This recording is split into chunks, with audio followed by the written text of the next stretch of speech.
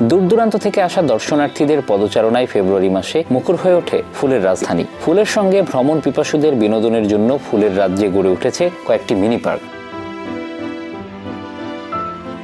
ফলে ফুলের এই রাজধানীতে ভ্রমণ করতে আসা মানুষের মাঝে আগের থেকে বেশি ভালো লাগা সৃষ্টি হয়। অনেক ফুলের সমারোহ, কখন এত ফুল তো একসঙ্গে দেখা হয়নি। আমার ভালো লাগছে, নতুন জায়গা, কখন আসা হয়নি, ভালোই লাগছে।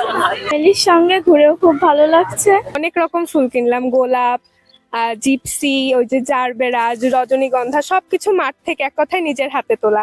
খুব ভালো লাগলো। যশোর অঞ্চলে গদখালি মানে সারা বাংলাদেশে অনেক নাম করছে, তো ফুলের জন্য বিখ্যাত এটা, এই জন্য আমরা আসছি।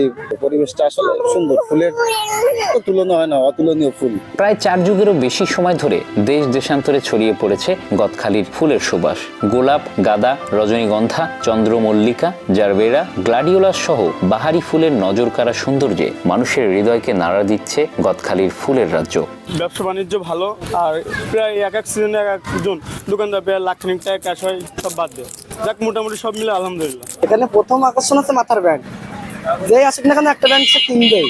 তাছাড়া অন্য বছরের থেকে এবছরের লোকজন খুবই কম, বেচা কেনার হারটা অনেক কম। টিউলিপ এখন চারিদিকে কম বেশি লাগানো হচ্ছে, কিন্তু সেটা বাণিজ্যিক ভাবে না, প্রত্যেক ভিত্তিক। এখানে মনে করেন 10টা চারা, আর এক জায়গায় মানে আর বাগানে 10টা চারা, এমন ভাবে। আরো সৌন্দর্য করবো, আরো প্রকৃতির ভালো লাগবে, মানুষের দেখে আরো সন্তুষ্ট হবে।